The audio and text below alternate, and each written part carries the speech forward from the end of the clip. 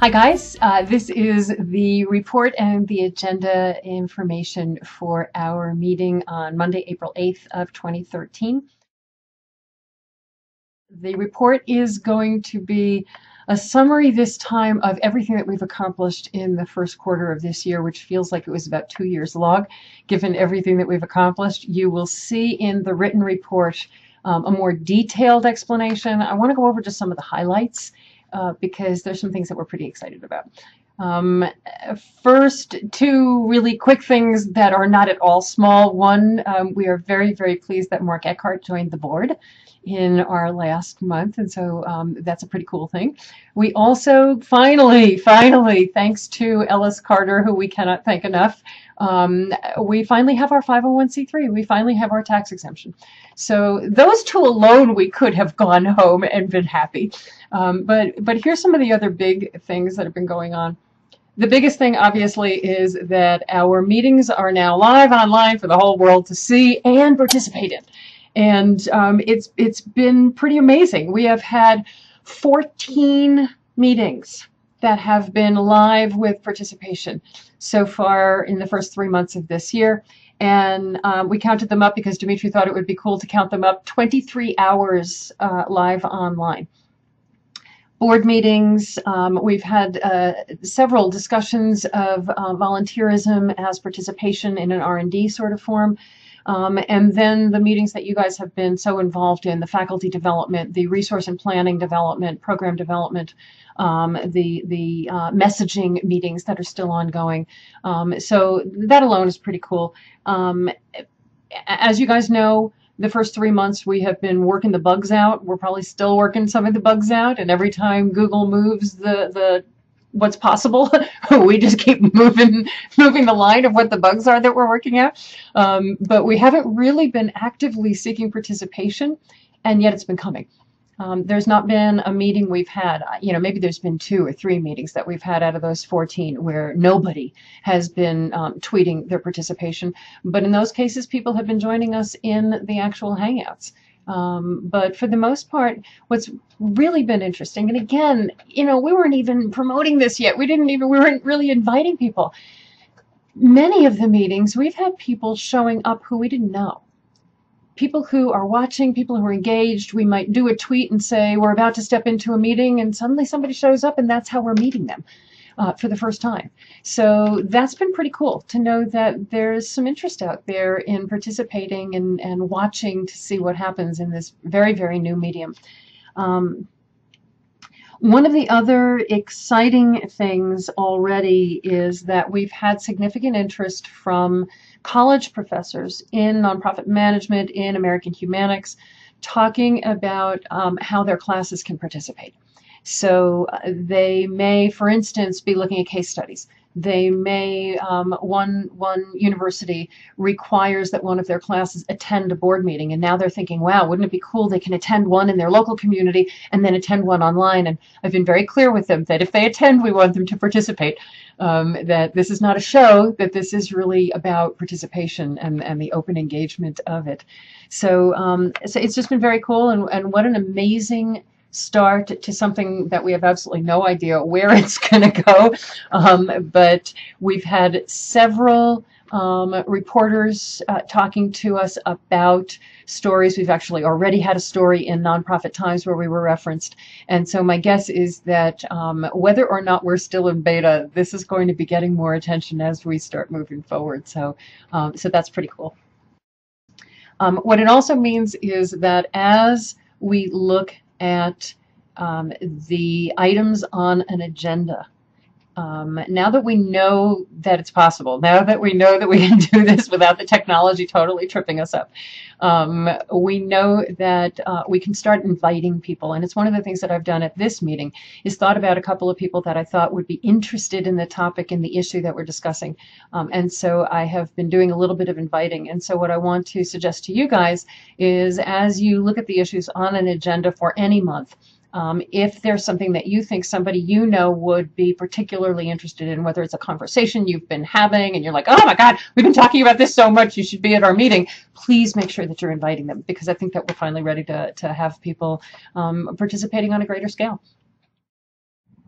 moving forward, looking at the what we've been calling our strategic objectives for the year, not that openly engaging people and participating in what we're doing is not a strategic objective. I think that's going to be forever.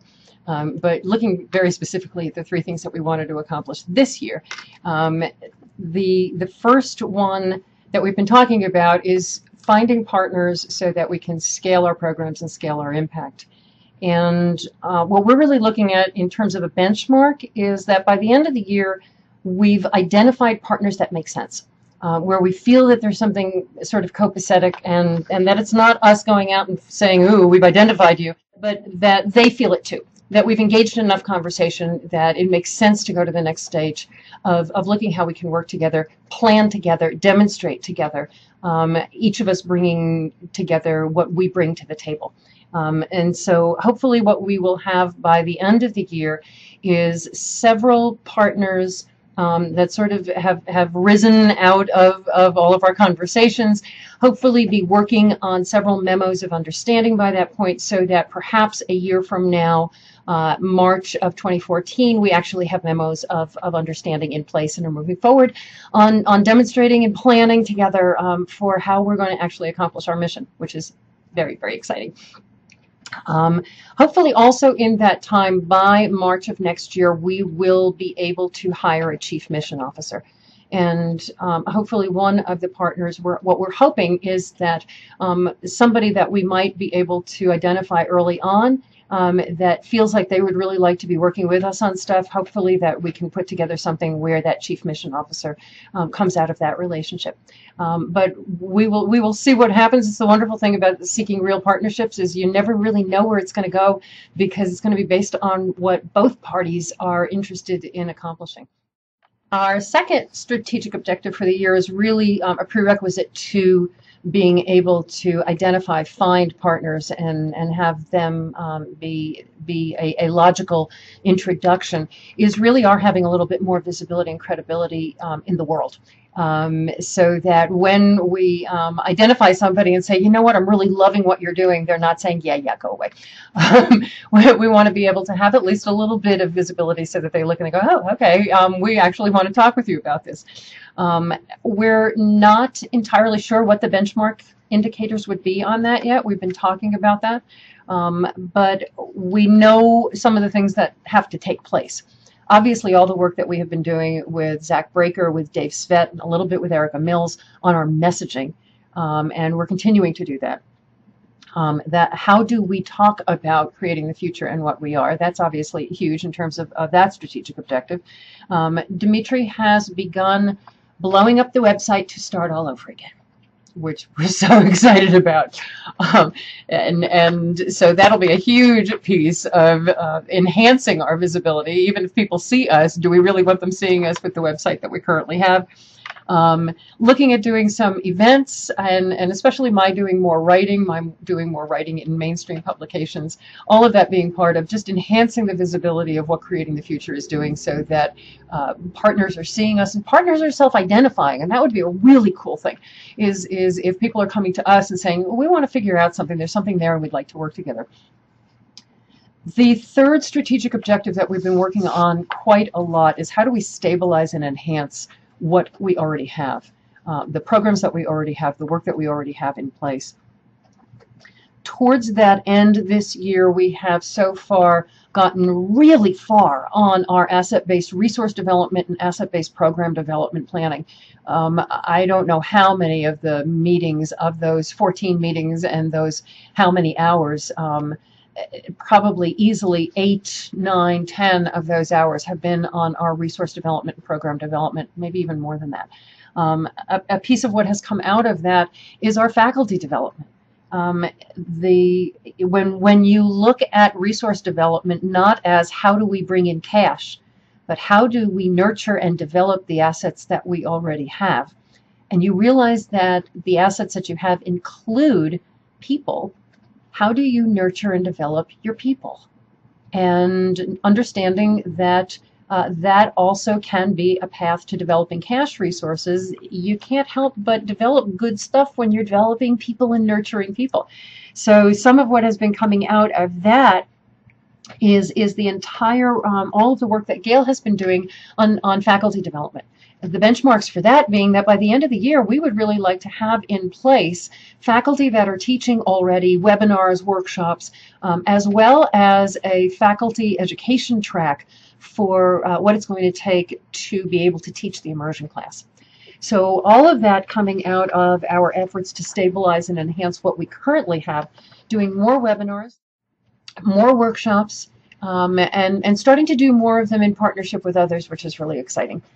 We've done one with NTEN. We actually did 3 with NTEN so far in the first 3 months of this year, and have one slated that we're going to be doing with GrantStation as well. So that really is our 3 strategic objectives and how far we have come in just 3 months on all of those. And it really leads to discussion of another huge accomplishment this year.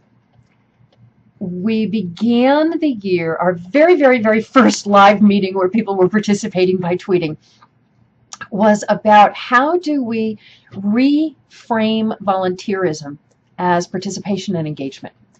And had a really engaging meeting, a really enthralling meeting where everybody's brains were going, oh, we could do this, we could do that, and it could look like this, more it could look like this, it could be this, then we could do this. And what it really moved from was volunteering as a transactional relationship. Will you do this for us? To a relationship, a true relationship of participation.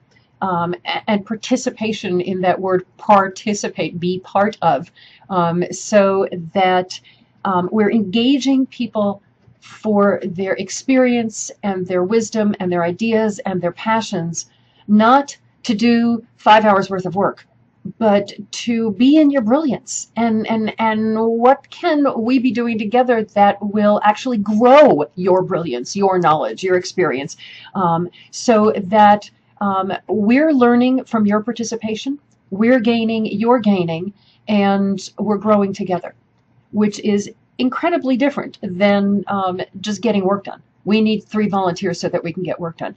The result of that is that work is getting done, but it's getting done in ways that are really life-giving to everybody. Some of the examples, clearly the way our Facebook group is being moderated is just beautiful and brilliant to watch. Bob Rowell and Mark Pittman are just so graceful and gracious in that role. It's a beautiful meld of people who should be doing this. The same thing going on with our NPCons chats, where Kevin Monroe and Jane Garson and Nancy Iannone have taken it over.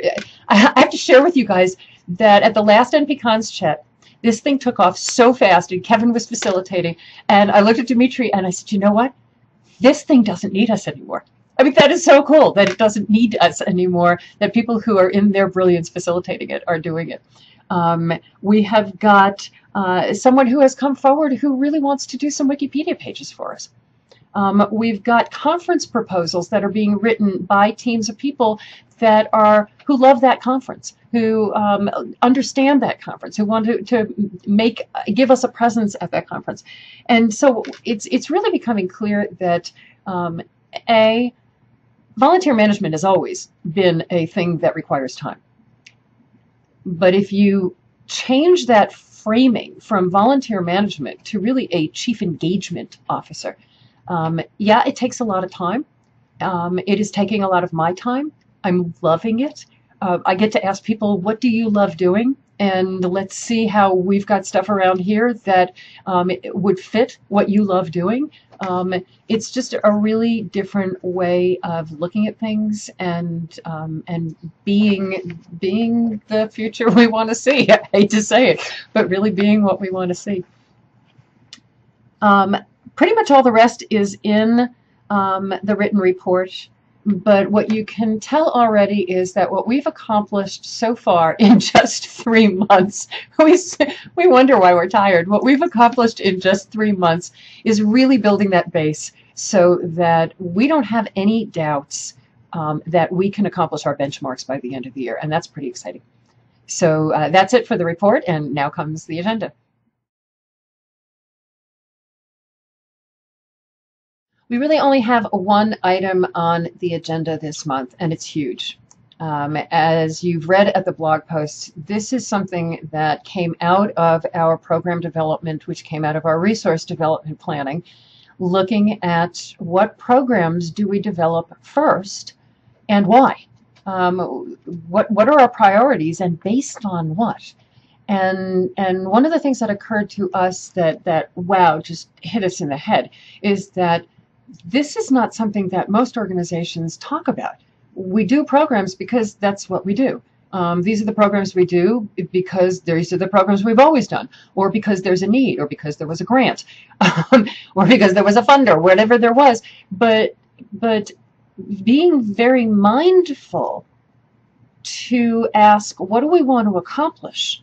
And what do we want our programs to accomplish? And what order of priority then do we develop programs? And when new programs come along, how do we know if it's a fit or not? We've been consulting for 20 years, and I don't remember having that conversation. The interesting thing about it is that it's a conversation that any board can have.